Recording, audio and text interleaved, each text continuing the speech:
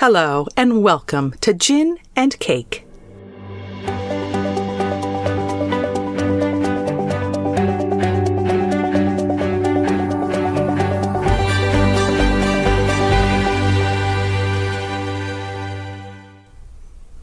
Hi, I'm Sharon Handy, one of your hosts for this new podcast. And I and my friend Joel Bellucci are obsessed with a reality show known as the Great British Bake Off. In it, an eclectic mix of people compete to bake cookies and cake while wandering around a tent on a bucolic English estate. At the end of each weekend, one contestant is sent home until we get to a winner who gets an engraved cake plate. Not £1 million, not a Las Vegas baking show, just a cake plate. This sounds like the most absurd setup for a show in the history of television, which is why its success is so surprising and inexplicably wonderful. It's so crazy, in fact, that we, like many people on both sides of the Atlantic, can't stop talking about it. Gin and Cake is not only an observation about the happenings on this insane show, but also some consideration about why it's become so popular, and what, if anything, that means for entertainment. We're going to comment, question, wax rhapsodic, and speculate wildly about things we could probably know if only we weren't too lazy to look them up on the internet. And we're going to do it all while sipping delicious adult beverages, and we hope you'll join us in that as well. On that note, let's have Joel kick off this, our episode 0, in which instead of watching the show, we have a general warm-up chat about gin, handbags, and the apocalypse. Well, I'm drinking a lovely G&T, although really it's not a tea, it's more of a GNS with some honey. What brand of gin is it this evening? Well, it's Bombay Sapphire, of course, because nothing but the best for the Great British Baking Show. Oh, that's a delight. And you chose a British gin, which I think is a nice touch.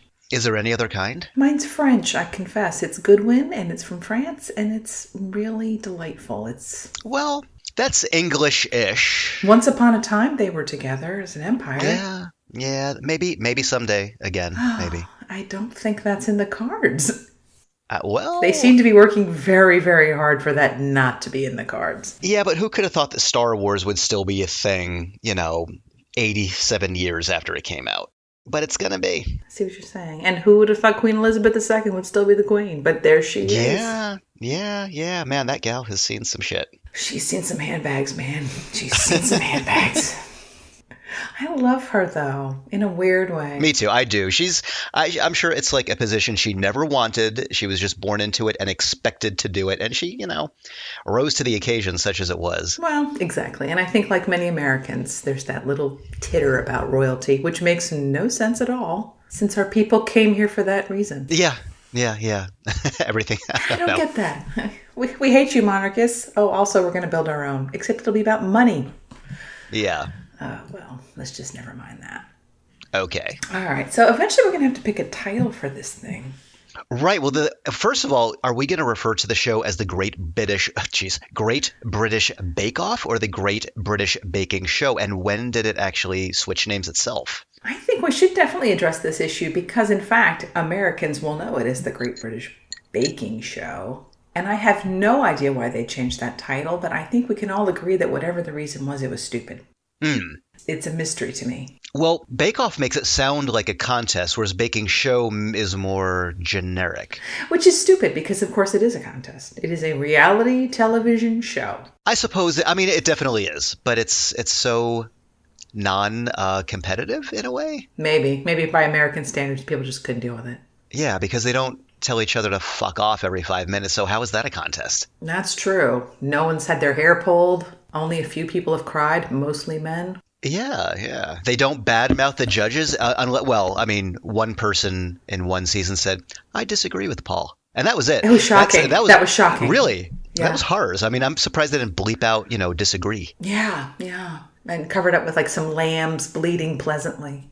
That would have been nice. That would be the perfect curse blocking noise, I think, for this show. Yeah. That's British censorship for you. How did PBS even get this show? Because, of course, it's shown on PBS. And somehow they bought a season of this show, which they call Season 1, when, of course, is Season 5 in the UK. And I don't know if maybe they changed the name to keep that disparity clear, because they don't line up. We did not, in fact, buy Great British Bake Off Season 1. We got Season 5. So I don't know. It's a mystery. It's got to be something with the production company, but I have never heard any explanation of why that is. Yeah, unless it's on a Wikipedia page somewhere, I have a feeling we'd have to know somebody who's in with that production to actually know what was going on there. Probably, or at PBS, of course. And I only know, like, Kermit. Well, he's got the in on that, man. He's got the in. Yeah, I don't know. But it's a fun show. It's a beautiful show. Well, it is. It's a tonic for the Jersey Shore and kind of most other reality TV shows I've seen. I've never seen anything like it, and I think that's what's so appealing about it to people. It's just something completely foreign in every conceivable way to especially an American audience, but also a British audience. And I think that's why it has become such a massive treat in Britain as well. I mean, it has one of the highest audiences of any show ever. Really? Oh, yeah. The premiere of the season 7 that just started, I don't know, 7 weeks ago, had a higher viewership than the Olympics. Whoa, well, that's believable. Who watches the Olympics by, these days? By like a lot, though. By millions of people. When you have a viewership of, 12 to 15 million people per episode on an island that has, I think, 60 million people. Yeah, that is impressive. That's 1 in 4 people watching that show. That's amazing. I mean, that's a shocking figure that I think any American broadcaster would just wet themselves to get. I'd be curious to see what the viewership for Doctor Who in the UK is. That would be interesting. Yeah. Pardon me, could you hear that? I had a cough. I heard your ice and then I heard you cough. You need to drink slower, Joel. Just sip that bad boy. But the gin is so nice. Thank you, Britain. Or wherever this came from. Yeah, it's I think it's well timed, and I kind of wonder if 2015, 2016, especially in America being this particular election cycle, which has gone on forever. I think people are they're desperate for something nice in a way. But I'll tell you, it is a tough thing to pull off, to have nice TV that's interesting. The current thinking with The Real World, the show The Real World, is that they try to make sure that 50% of the participants are diagnosably narcissistic. Is that still on? I don't know if it is, to be honest with you, but I know in the later seasons that was their casting philosophy. Really? And I can kind of understand why, because the 4th season of The Real World took place in London. And that entire cast was lovely. Everyone was nice to everyone. And it was... I loved London. Me too. I watched that show religiously. But it was kind of boring in ways, because it was just nice people being nice to each other. I guess, and going to their random jobs, like, I'm a model, I work at the radio station. Yeah, there wasn't really anything happening there. I agree. And especially, I think season 3 was in San Francisco? Yes, and they had one narcissistic wacko. I don't recall his name, and I'm not going to try to remember, because he's not worth remembering. Puck is the name you're looking for. Yeah, that's him. That guy. Right, so they wanted more of him in every season after that, because he was such a rabble-rouser. And... He was a horrible person. Was it Huck or Puck? No, Puck, like in the Midsummer Night's Dream. Okay.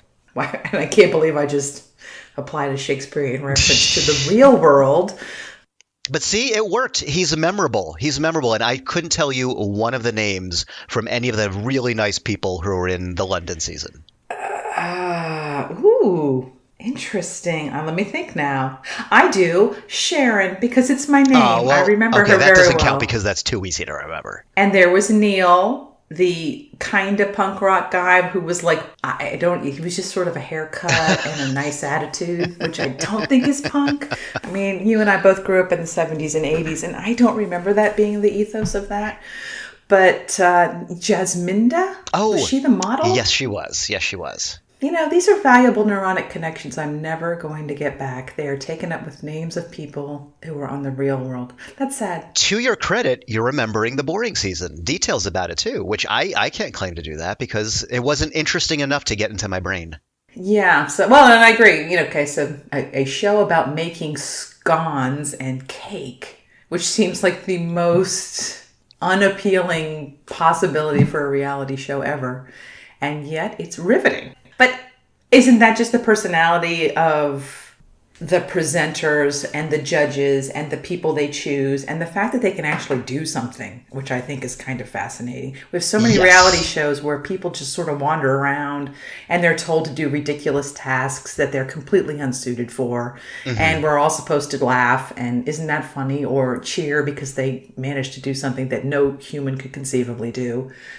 And, this is such a fundamental skill, this idea of just, I'm cooking, and I'm not just cooking, I'm baking. I'm baking, treats that people love. It's kind of wonderful that a show would laud that and really tap into this concept. Yeah. Yeah, they're not really set up for failure. And I think in most other reality shows, there's that element. You always know the people who are going to get knocked out first. And I'm sure there's some degree of that, too, in GBBO. There are bakers who probably they know are not going to make it all the way there. But they're still at least competent. They've gone through some tests to even be on the show. Whereas with something like The Amazing Race or The Real World, it's not really that. There aren't probably that sort of specific hoops to jump through. It's more about how do they appear on camera and that sort of thing. And I wonder, I'm sure that too is an element of the casting in GBBO, but maybe not as much. I'm sure they're looking for a little bit of type, and certainly they have cast for, to their great credit, I think, diversity. There's never been a series where it would just everybody looks alike or acts alike. Going all the way back to the first season that was shown in the United Kingdom. They're very different people. There's no, I wouldn't even say a type. You know what I mean? It's not like I can say, here's 10 contestants and you can pick out the crazy person and the really stuck up person. It just doesn't seem to exist. And I've seen, you and I both watched several seasons of this now, and it just never happens. They cast for diversity, but I think it's a diversity that's just seems much more authentic to me. Yeah, no, that's a really good observation. Like, I used to watch The Amazing Race pretty religiously. And I enjoyed it, but they were clearly casting for personality types. And they were like, okay, these are people that we can fashion into characters through editing because the core personality traits are already there. And I don't get that sense with GBBO. I haven't either. And it's clear in multiple episodes that the judges are surprised by something somebody's done, or even disappointed, somebody who they thought was really good doesn't do well. The fact that it's not scripted in that way, that you can't necessarily predict who's going to go well or who isn't, because it's cooking, cooking fucks up. Yeah.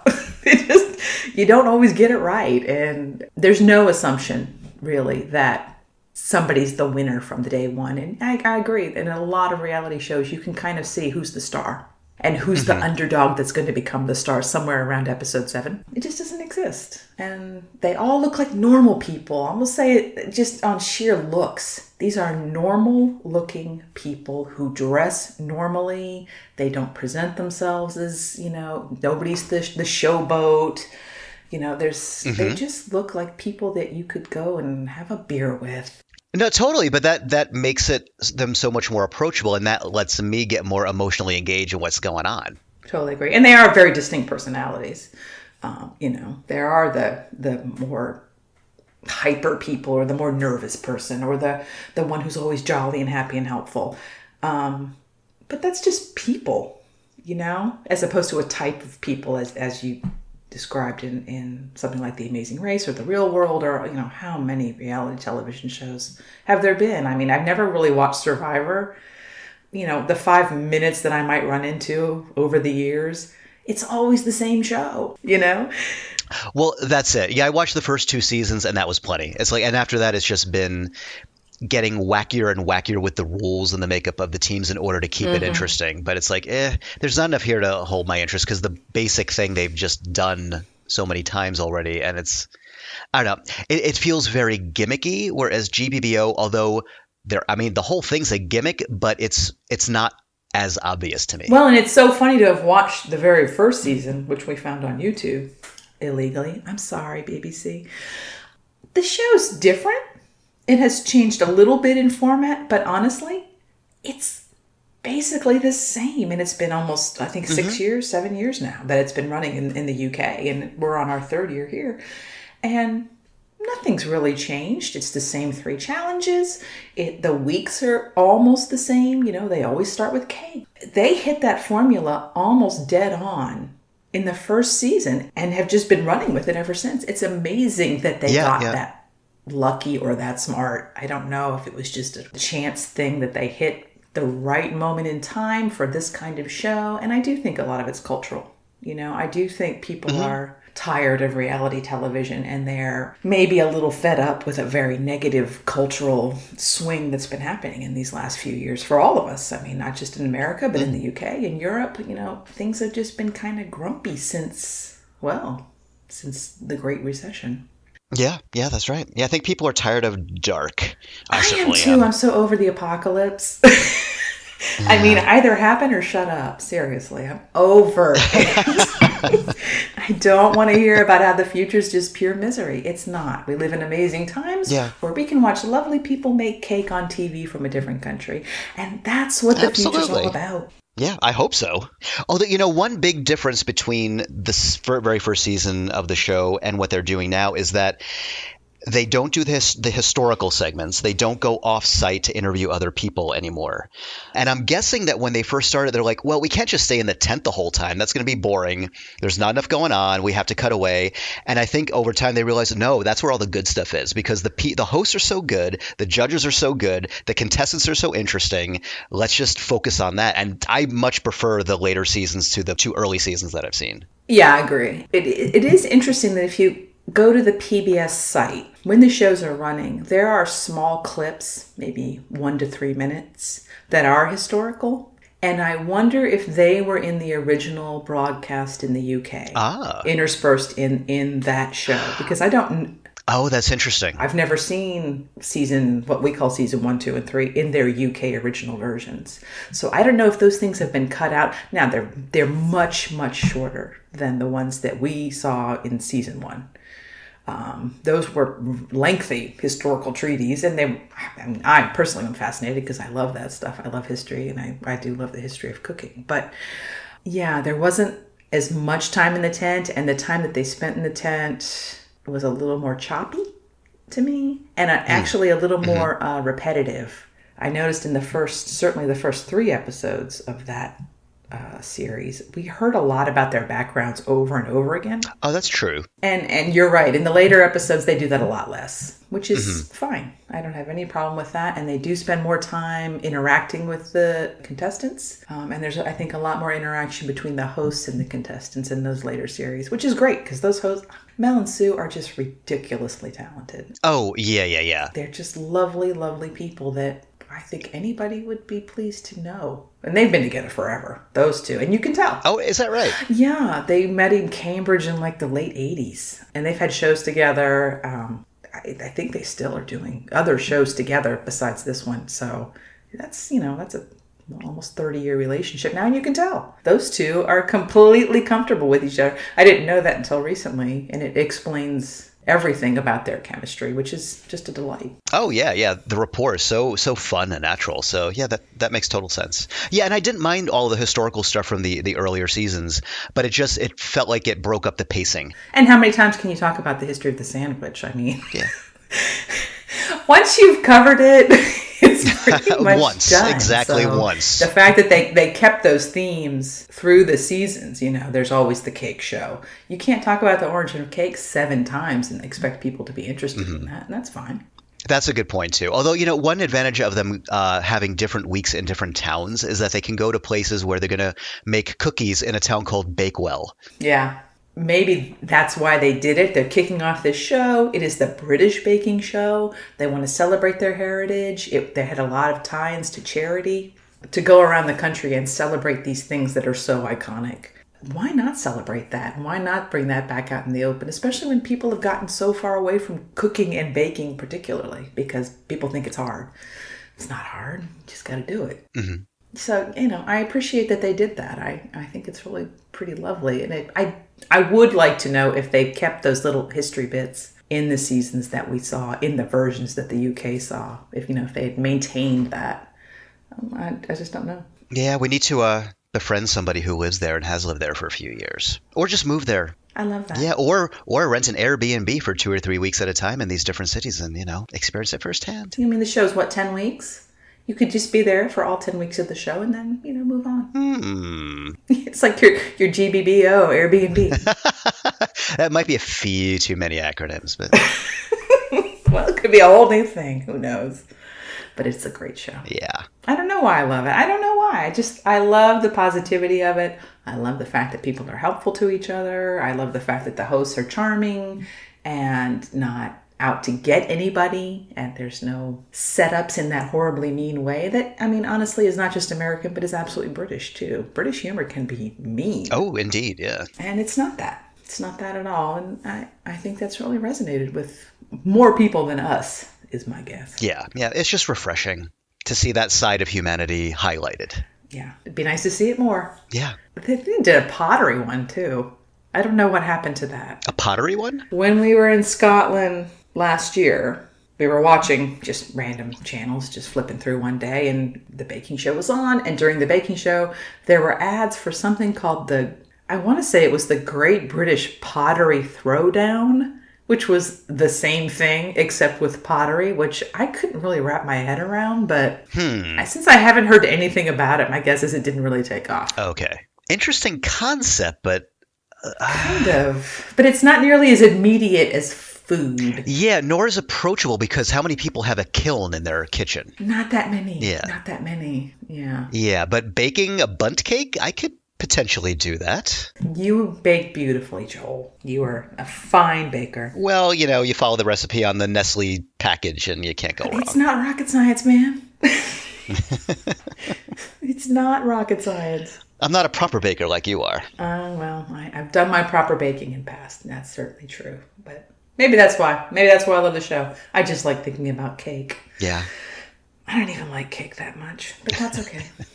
Cookies I can get behind. Can't we all? And scones, or scones, whatever they call them. I don't know. Whatever Mary Berry pronounces them as, that's the correct pronunciation. That woman is a global treasure. She is. She really is. Why have I not heard about her until now? I had never heard of her either. And yeah, that woman is just wonderful. Wonderful. Well, it's never too late, I guess. I suppose. Well, she's been baking since the womb, based on her Wikipedia page. I guess she was known in Britain fairly well. I don't really know how. Yeah, I think she's most famous as an author of baking and cooking books. And then that segued into TV at some point. But who would think, at her age, that she's going to get this massive career out of nowhere? Oh, sure. Yeah. I mean, she's a guiding light to us all who are not exactly 20 anymore. Not unlike Jennifer Patterson and Clarissa Dixon Wright, who achieved fame later in life through Two Fat Ladies. That's right. And they'd been around forever, too, writing books, too, but they didn't really hit it big until that show in the late 90s. And wow, it wasn't until so much later that I learned that they didn't even know each other.